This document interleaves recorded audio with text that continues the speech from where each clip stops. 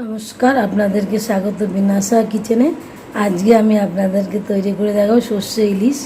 এই বর্ষাকাল এসছে, এই সময় তো ইলিশ মাছ খুবই ভালো পাওয়া যায়।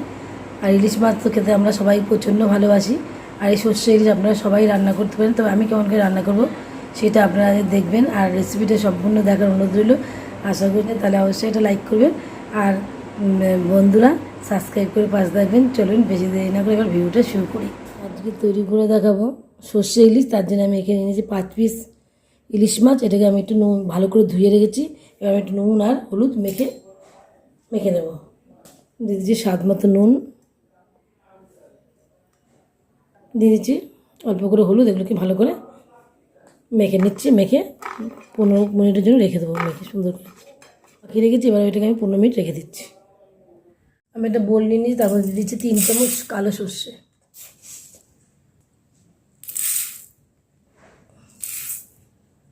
আর দিয়ে দিচ্ছি 1 চামচ পোস্ত, দিয়ে দিচ্ছি 4টে কাঁচা লঙ্কা।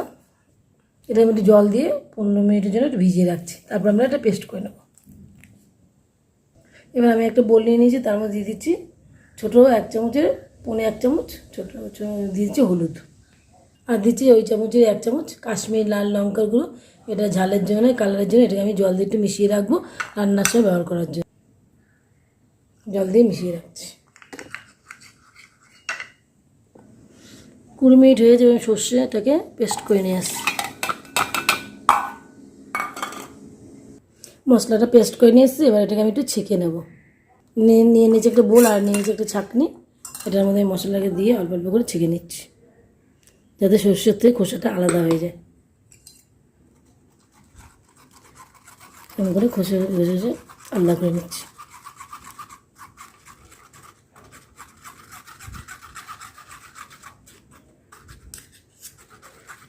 চাইলে আপনারা নাও ছাঁকতে পারেন, কিন্তু ছেঁকে নিলে গ্যাস অম্বল যাদের অসুবিধা হয় সেটা আর হবে না।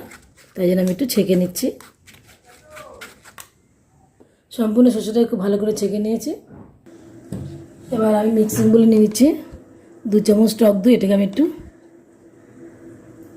মিক্সিতে একটু পেস্ট করে নেবো মাছে দেওয়ার জন্য। মিক্সির দইটাকে একটু পেস্ট করে নিয়েছি। এবার আমি কড়াই বসিয়ে দিয়েছি। 2 টেবিল চামচের মতো তেল দিয়ে দিয়েছি। তেলটা গরম হয়ে দিয়ে দিচ্ছি অল্প একটু কালো জিরা। এটাকে আমি 10 সেকেন্ডের মতো একটু রান্না করে নিচ্ছি। কালো জিরাটা হয়ে গেছে। এবার আমি দিয়ে দিচ্ছি হলুদ আর লঙ্কা যে পেস্ট আমি জলে মিশিয়ে রেখেছিলাম সেটাকে আমি দিয়ে দিলাম। দিয়ে ভালো করে নিয়ে নিচ্ছি। এটাকে আমি একটু 1 মিনিটের মতো একটু রান্না করে নিচ্ছি, যাতে হলুদ আর লঙ্কার কাঁচা গন্ধটা চলে যায়। এবার আমি দিয়ে দিচ্ছি সর্ষের পেস্টটা দিয়ে দিয়েছি। এবার আমি দিয়ে দিচ্ছি এর মধ্যে মাছগুলোকে একটু এপিট করে আগে একটুখানি এটাকে আমি উল্টে পাল্টে একটু সেদ্ধ করে নেবো মাছগুলোকে। কাঁচা মাছগুলো দিয়ে দিচ্ছি। আর আমি আপনাদের বলতে ভুলে গেছি, আমি আগে সর্ষে বাটা একটু লবণ দিয়ে দিয়েছিলাম। এবার এটাকে আমি একটু উল্টে পাল্টে সেদ্ধ রান্না করে নিচ্ছি।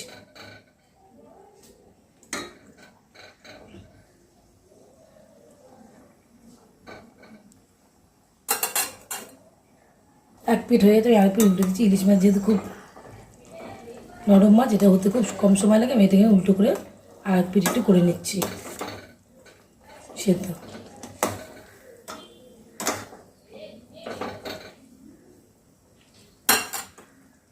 দুদিক ভাজা হয়ে যাবে। আমি দিয়ে দিচ্ছি অল্প একটু টক দই দিয়ে ভালো করে মিশিয়ে দিচ্ছি।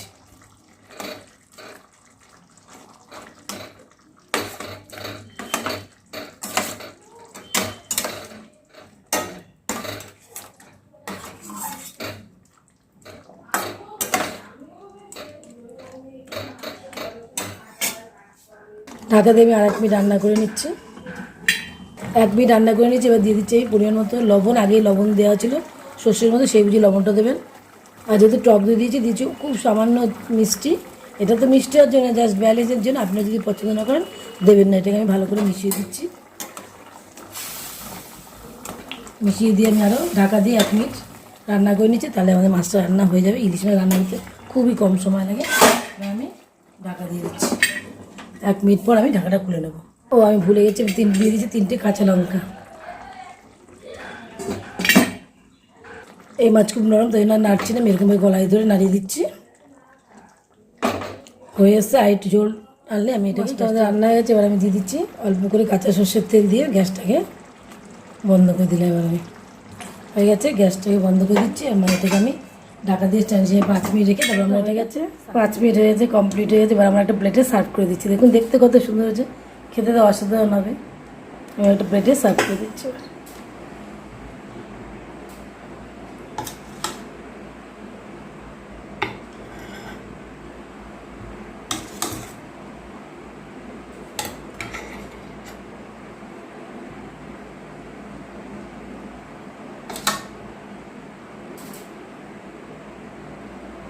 দেখতে যেরকম সুন্দর হয়েছে, খেতে তো অসাধারণ হবে। একবার আমার মতো এরকম করে বানিয়ে দেখবেন, খেতে হবে অসাধারণ। যদি আমার এই রেসিপিটা আপনাদের ভালো লাগে তাহলে অবশ্যই একটা লাইক করবেন, প্রচুর প্রচুর শেয়ার করবেন, কমেন্ট করে জানাবেন কেমন হয়েছে, সাবস্ক্রাইব করবেন, পাশে থাকা বেল আইকনটা প্রেস করবেন। আমি যখন নিত্য নতুন কোনো ভিডিও আপলোড করব আপনাদের কাছে নোটিফিকেশন খুব তাড়াতাড়ি পৌঁছে যাবে। আজ এই পর্যন্ত, অন্য কোনো ভিডিও নিয়ে আপনাদের কাছে হাজির হয়ে যাবো। ততদিন পর্যন্ত আপনারা ভালো থাকবেন, সুস্থ থাকবেন, বাই।